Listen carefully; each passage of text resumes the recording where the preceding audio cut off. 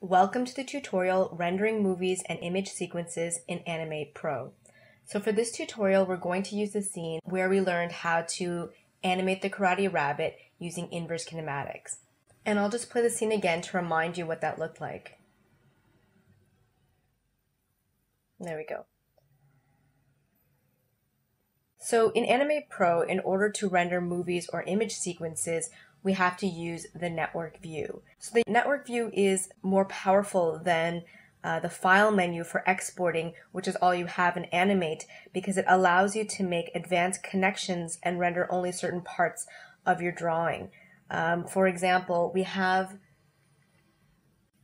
actually two displays in this network. There's one for just the Karate Rabbit, and there's one for the composite. So right now we're on the display that's hooked to the composite. So everything that's hooked up into the composite, we should be able to see right now in the camera view because that's the display that's selected in the display toolbar, which is this thing right here.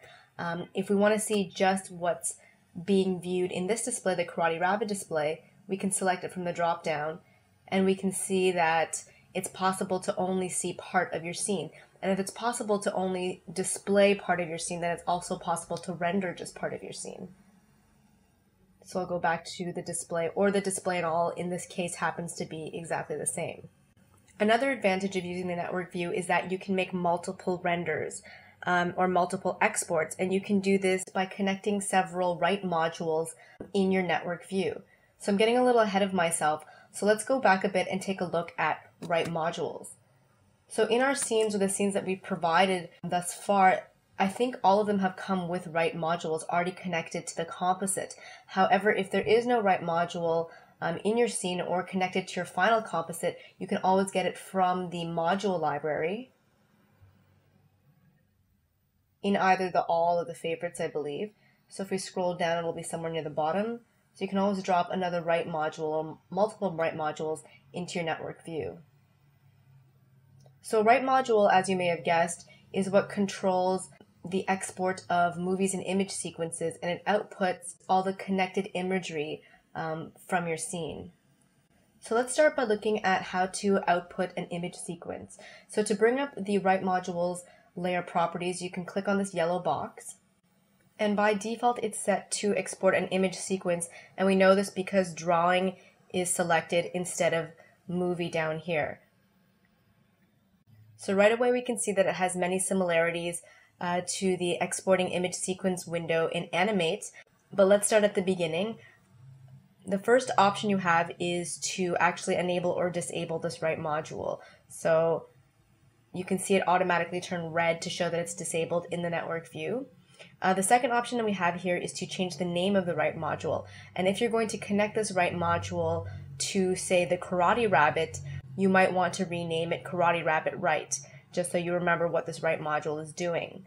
Then in the output section here, we have the option of choosing where we would like to save this file. And once again, by default, it's going to be saved in the frames folder for this scene. So the scene is called Animating with IK. However, I'm going to choose a different place to export these images.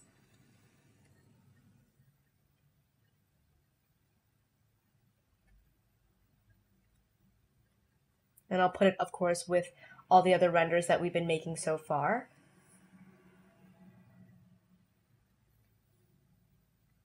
And then I have the option of changing the file name.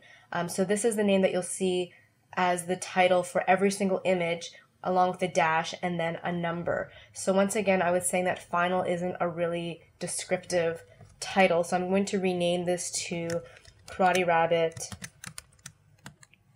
Scene, and I've actually decided to put this after 2, so I'm going to call it 2B. The other one I'll rename 2A, and this one will be 2B dash, and then we can decide here if we want the starting number to be 1 or something else. It doesn't have to start at 1.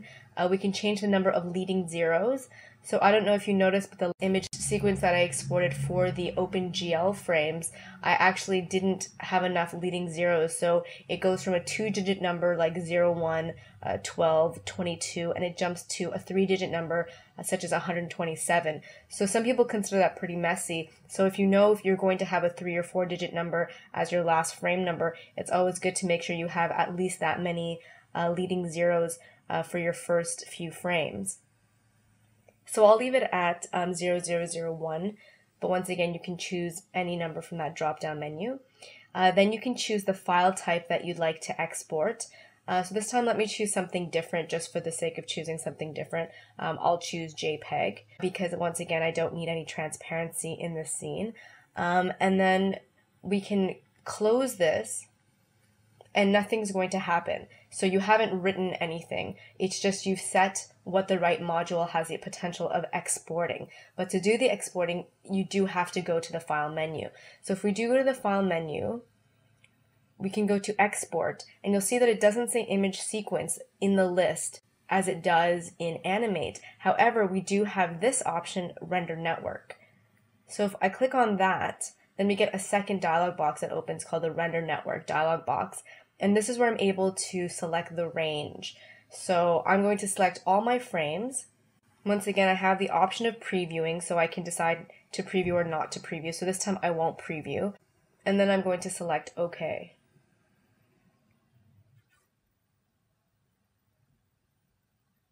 So then if we go back to our Finder,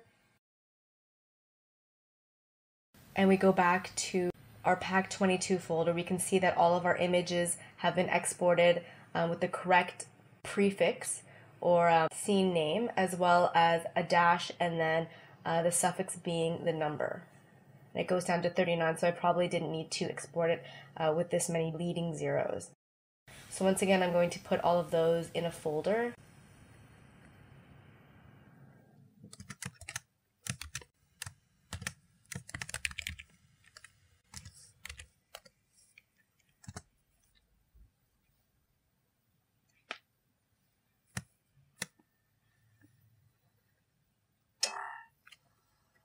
And keep them there for safekeeping. So we're going to close that.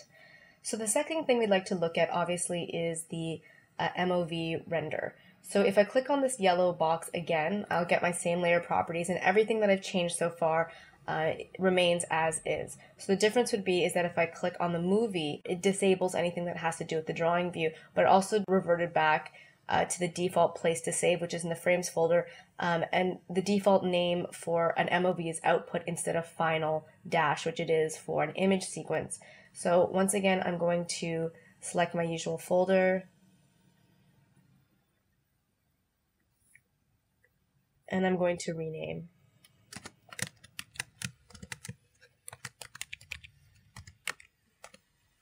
So the only thing that's left are the movie options. So you can always click on this customize button to view them. But what I'm going to do is refer you to the previous tutorial exporting your movie to go through all the different video and audio settings for an MOV. So I'm just going to cancel this. And I'm also going to close the layer properties box. So once again, nothing is going to happen. We just saved the export settings for this right module, but we haven't actually exported anything. So now to export all the images from this composite as an MOV, you would have to go back to the file menu and select export and select render network.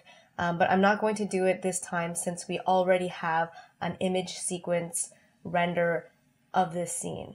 So now let's talk about multiple renders. So as I was mentioning earlier, you can actually have multiple renders, and you can do this by having multiple write modules. So we already have 2 here, but let's add a couple more, or at least 1 more. So let me bring this one up towards the karate rabbit, and I just have to hook it in like this, and now I'll be able to write just what's coming out of this group. And I'm going to rename this just so that I don't forget. Also rename this write karate rabbit for now. We'll keep this one as just write because it's coming from the composite, and I'll keep this as write number 2 until I make any changes. So the great thing about this multiple writing system is that you can write several versions of your scene, or you can write different elements from your scene with different resolutions and different outputs, and you can do this all simultaneously, so it saves a lot of time. As soon as you go to the File menu and select that menu item, Export Render Network, Any of the write modules that are enabled will write simultaneously. The one important thing to remember is that you must change the output name for all of your write modules. All three write modules in this case happen to be exporting movies, and the movie's name is output for all three of them. They'll just write over each other. So you'll only end up having one rendered version of your scene even though you tried to write three separate files. So other than changing the type of export to either an image sequence or an MOV, there are a few other things you can do or add to your write module, and that's to both scale your output or crop it. So let's go back to the module library and let's take a look at the scale output first. So because we're in our all modules tab, we can see it right here, scale output. So I'm going to drop that into the network view. And let me actually attach the second write module. And let me insert the scale output between the write module and the composite by holding down the Alt key and dragging it across. With the exception of rendering OpenGL frames, you never get the option of rendering a low-res version of your scene. There's several reasons why you may want to render a lower res version, anything from wanting to put your scene up on the web or rendering a small test. So there is actually a way that you can export a lower res version of your scene without having to go to the scene settings and actually changing your scene settings to be low res. You should always keep your scene at the maximum resolution that you'd like to have it, and then use the scale effect or the scale output module here to render a scaled down version of your scene. So let's go into the layer properties for the scale output. Once again, we have the option to enable or disable, as well as rename. So from the scene settings, you saw that there was a list of typical resolutions. So you can select one of them from this drop-down list. And if you had made customized resolutions, they would also be available on this list. So I could select low, for example, and you see that in the display, all of a sudden, we see what this would look like at low resolution. And I'll put that back to nothing. Or you could select custom resolution and enter the values here, and then click on the close button. Then what I would do is probably rename this write module so that I know it's writing something low res, such as maybe low res. If I'm rendering an image sequence, I might name it images, and then I'd always write that it's a write module, so I'm never confused as to what kind of a module that is. So be aware that you should never go in reverse. You should never start with a project that's at a very low resolution and then use the scale output to create a higher res version of your scene. Once again, you should always be producing your animation at a very high resolution because it's always easier to create lower res versions, but it's almost always impossible to go in reverse. So the second module I wanted to look at was the crop module, and if we go to the top here, we can find the crop and drag and drop it into our network view. So I might also drop another write module in. And what I'll do is I'll connect the crop and then connect it to the write and have the write module down here. So you can use the crop module to output two files with different aspect ratios. For example, if your scene is 16:9, you could output a 4:3 version of your scene. So you wouldn't actually be outputting a 4:3 version because that would inevitably warp your scene. What you would do is you would crop out the excess information and make a 4:3 ratio crop. So let's go into the layer properties for the crop module and take a look. So obviously you can create your new frame here by giving an X and a Y value or a height and a width for your frame. If you've noticed, you can also offset this frame. So for example, it doesn't need to be in the center. You could actually have it here in the corner, for example, or in the lower corner. And not only can you offset it, as well as change the dimensions of your crop, but you can obviously animate all these things over time. And you might see right away that why that would be useful. The main action of this frame might be going on here for the first bit of your animation, but then it might be going on more in the bottom right hand corner, for example. And if you're not able to render your full scene at 16:9 or whatever, you would need to actually move that 4:3 frame to different places to make sure that you're constantly getting the best image or the best part of the animation. So let's actually enter some values in here. I want to stay in the same ratio, so I'm going to enter in 360 by 270.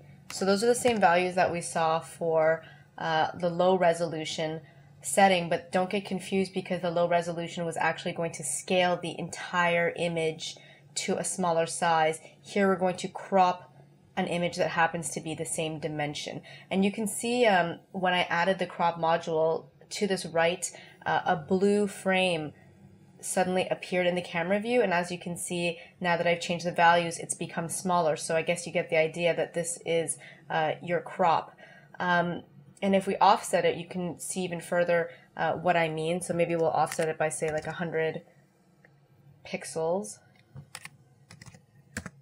something like that, and maybe that is more what we're looking for. It has the Karate Rabbit's face, it has the punching bag, so that's more like the type of crop that we want. The draw frame, what that does, if you check it, is it actually will render your scene in full, but it'll put this blue crop mark around. So you can see where a potential crop could be in the render. And you can actually change the color of that frame as well as the alpha.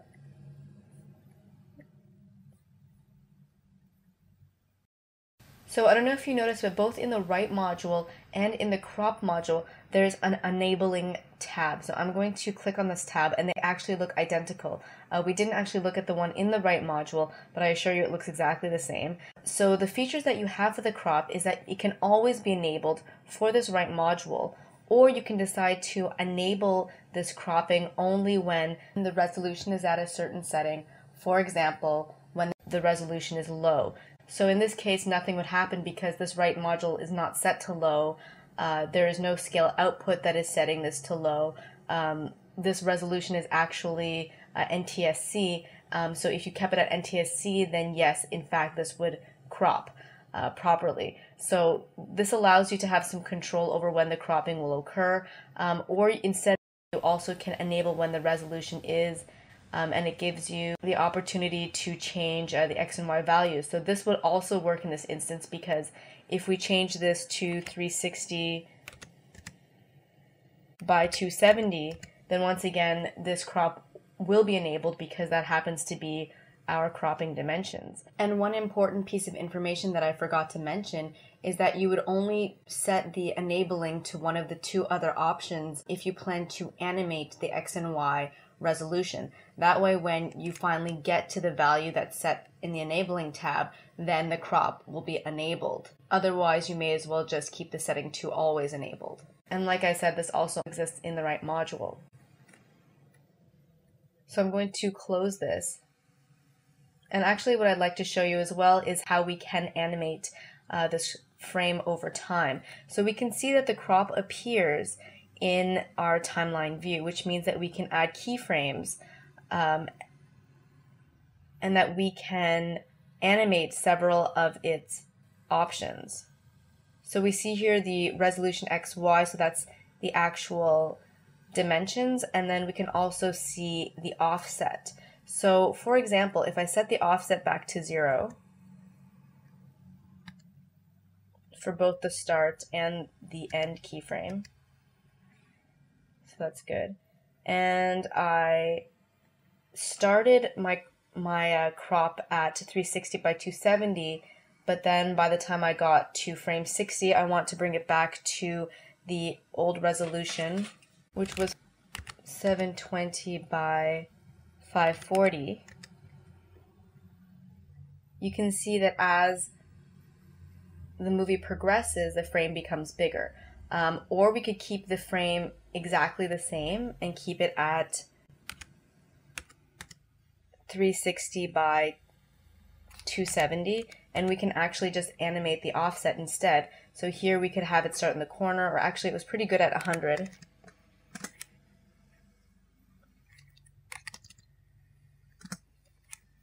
And then by the time we get here, it goes up to the top, for example, or maybe we just wanted to pan across, so we might keep the Y height at 100. But we might pan across. Something like that. So you can do all sorts of things with the cropping in terms of your render, which is a pretty interesting thing to do. And lastly, you can change the velocity or the ease of these keyframe movements.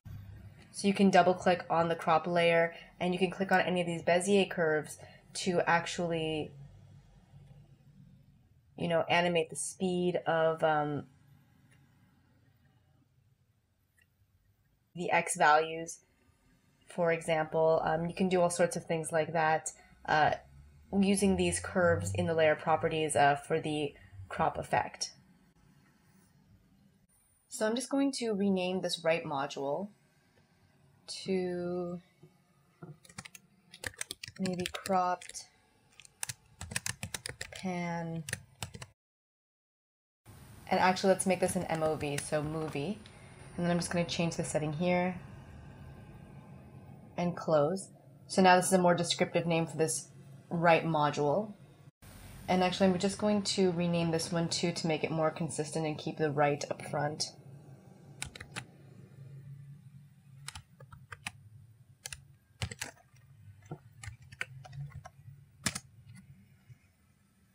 Like that. Okay, so the last scenario that I'd like to talk to you about is if you start with a higher resolution scene and you want to scale it down to a lower resolution scene, but also that you have it set to HDTV and now you'd like to bring it down to NTSC, for example. So we're going from a 16:9 ratio frame to a 4:3. So what you'll need to do is combine the crop module with the scale module. So let's do a quick setup like that just to show you what it looks like. So for that we have to go back to our module library and we have to take out another scale and another crop.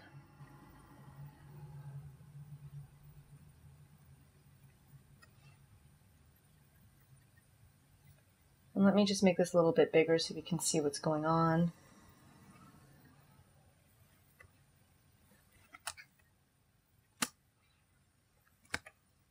Okay, so the first thing that you would attach is actually